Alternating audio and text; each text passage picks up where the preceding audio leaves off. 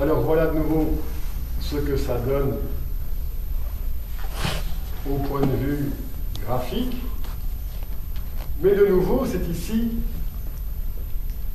que Nassim nous étonne encore plus. Parce que pour l'instant, on est dans des masses, je vous rappelle, de Schwarzschild ou des trous noirs, où les gens se disent, oui, mais bon, c'est une masse de Schwarzschild, c'est une masse, mais quand je regarde la mesure que l'on pèse, où l'on pèse notre proton, moi, quand je vois, entre guillemets, ma balance, je vais dire 10-24 grammes. C'est une réalité, c'est du concret. Vous pouvez me dire que ça vaut 10 exposant 14, mais bon, moi, je vois ce que je vois. Et j'avais un énorme problème de compréhension lorsque Nassim m'a dit, ben voilà, le proton trou noir, il vaut 10 exposant 14 grammes. Ben là, je me suis dit, ok, je ne vais pas rester dans cette salle s'ils sont en train de me faire gober qu'un proton, ça peut peser 10 exposant 14 grammes. C'est trop, moi je ne peux pas. Je vois la mesure, je connais les mesures, je sais comment elles sont faites, je peux les voir. Et donc, quand j'ai cité Nassim, je lui ai dit, écoute, là, ça va pas, quoi. Et puis il m'a dit, ben voilà, réfléchis à ça, ça et ça. Et puis finalement, je suis dans un club de plongée sous-marine, et c'est en faisant une apnée, je suis sous l'eau, et je réfléchis à ce problème. Et je me dis, ben en fait, à partir du moment où je serai en train de peser une bouteille, si je vois un monsieur qui a sa bouteille d'eau, si jamais, bon, mettons pour les calculs assez simples, on a une bouteille d'1 litre. Si jamais je pèse cette bouteille d'1 litre, qui serait dans un plastique extrêmement léger, et que j'ai une balance, ça c'est ma balance, je la mets dessus. Elle est vide. Imaginons que mon récipient c'est 1 gramme. Qu'est-ce que je vois? 1 gramme. Je mets 1 litre d'eau, je vais avoir 1 kilo, parce qu'un litre d'eau pure, imaginons qu'elle soit pure, c'est 1 kilo.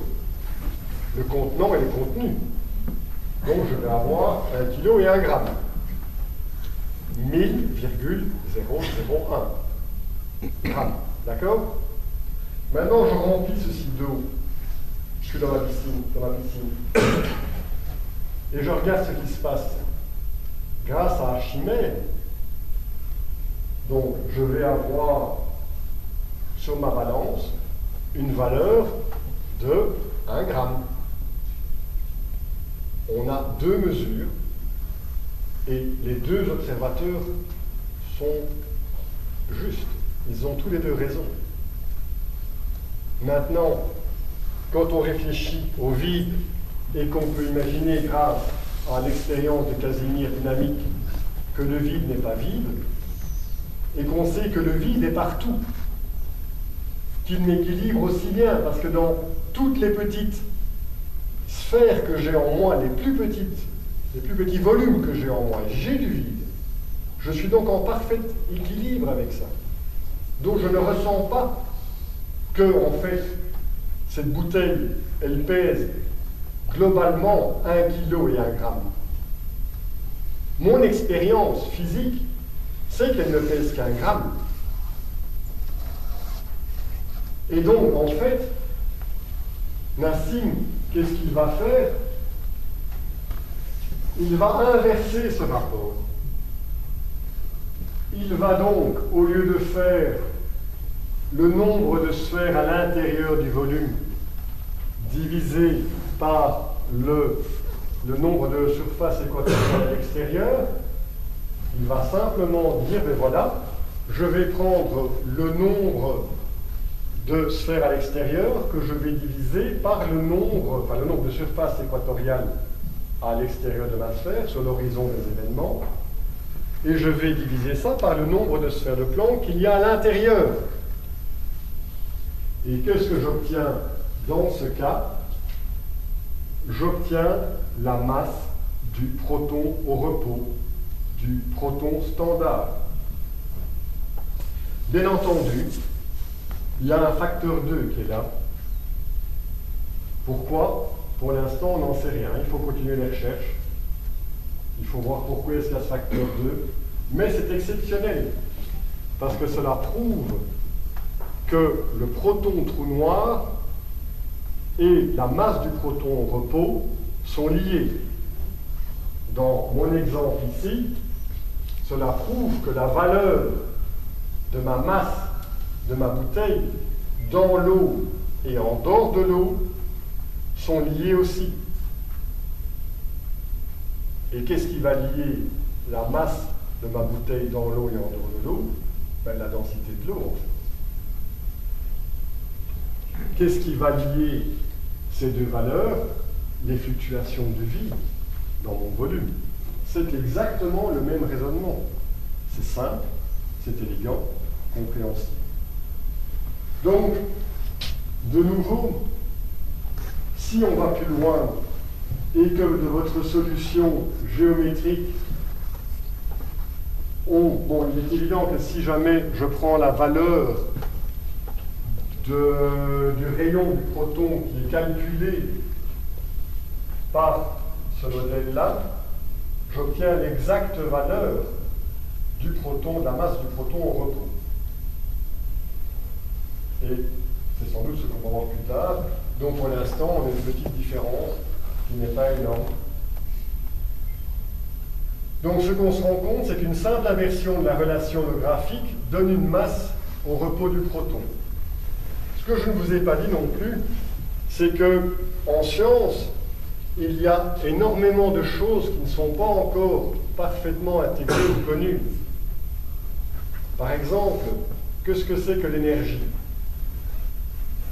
On peut donner des définitions, on sait qu'il y a de l'énergie calorique, de l'énergie cinétique, de l'énergie potentielle, de l'énergie thermique, mais qu'est-ce que c'est que réellement de l'énergie?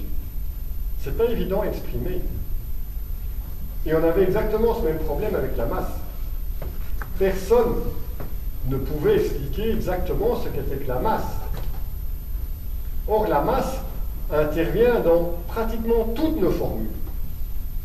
Vous l'avez dans la gravité, évidemment, Gm sur d carré. Mais vous l'avez dans la force. La force est égale à la masse fois l'accélération. Vous l'avez dans plein de concepts qui sont reliés. À ça, vous avez la masse qui intervient. Or, on ne sait pas définir, on ne comprend pas ce que c'est exactement la masse. Ça pose un grand problème, et maintenant, on a peut-être une solution. On voit que la masse, c'est finalement un rapport de quelque chose. Donc, si jamais, comme on a fait avec la physique cosmologique, on remet les valeurs de Planck dans ceci, on va obtenir ça. Donc, la masse au repos du proton s'exprime en fonction de son rayon, de la longueur de Planck et de la masse de Planck.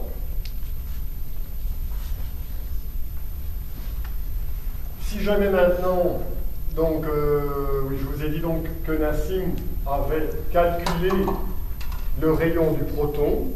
Voici le calcul qu'il a utilisé. Le rayon du proton, il a mis un petit prime parce que c'est celui qui est calculé, et donc égal à ceci, c'est tout simple. Et donc il obtient une valeur du proton. La dernière valeur est celle-ci. Elle est assez proche. Donc maintenant, si on continue à remplacer ml et L par leurs valeurs, on aura 2 ml carré sur la masse holographique. Donc il y a une relation claire entre la masse holographique du proton et la masse du proton au repos, qui est ici. Et cette relation, elle est claire, elle est donnée par ceci.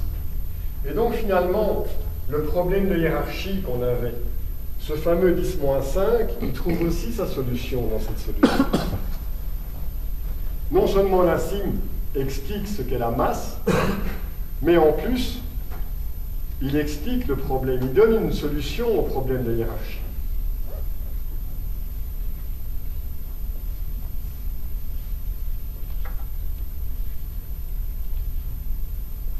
La masse énergie, MH, comme la masse au repos du proton, découle d'une même quantité primaire des entités de Planck.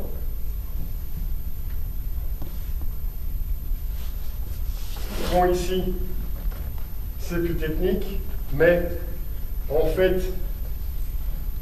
la valeur de la constante de couplage entre la gravité et le confinement à l'échelle du proton, c'est une des valeurs que l'on peut démontrer. Nassim nous dit juste, ben voilà, puisqu'on a un rapport géométrique, autant lui donner une valeur de constante qu'on va définir. Et lorsque l'on prend cette constante 4 phi carré, on va obtenir exactement les mêmes valeurs. Bon, ce n'est pas exactement les mêmes valeurs, de nouveau pourquoi? Là, c'est dans le modèle évidemment standard, ça c'est dans ce que Nassim nous donne. C'est aussi amusant de voir que l'on a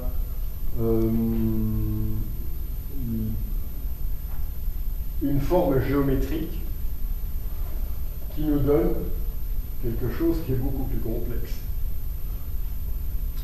Et donc, la différence qu'on a entre ces deux nombres provient évidemment de la différence entre le rayon théorique. Mais si on prend le rayon théorique et le rayon dans cette formule, on va retrouver l'exacte valeur de la constante de couplage. Bon, il y a encore quelque chose dont je ne vous ai pas parlé. C'est quelque chose d'assez embêtant en fait, parce qu'il faut encore comprendre pourquoi la force gravitationnelle, puisque le but est d'essayer de se passer de la force forte, qui fonctionne pour les petites particules. Pourquoi la force gravitationnelle, elle, a une décroissance par d carré, on en a parlé tantôt. Donc, plus la distance augmente, plus la force diminue. Par contre, on a ce qu'on appelle le phénomène de drop-off, c'est-à-dire que la décroissance, à un certain moment, tout d'un coup, l'attraction entre deux protons diminue subitement. Pour les scientifiques, je sais qu'à la liberté asymptotique, j'en ai parlé hier, revenez à la présentation d'hier. Donc c'est une simplification. Et donc voilà ce qui se passe. Il faut essayer de comprendre pourquoi l'attraction entre deux protons, je dirais à un rayon en gros du proton tout d'un coup, n'existe plus, alors que si vous avez la Terre et que vous essayez de faire un petit saut d'1 mètre ou deux, vous allez toujours être attiré par la Terre. Même si vous êtes en avion, vous allez être attiré par la Terre. Si vous êtes à 384 000 km, ce qui est la distance de la Terre et de la Lune, vous voyez qu'il y a l'attraction. On n'a pas ce phénomène de drop-off par rapport à la gravité. Et donc, pour expliquer ça, il fallait comprendre comment ça fonctionne. Et Nassim, dans ses travaux, va utiliser la relation du potentiel de Yukawa.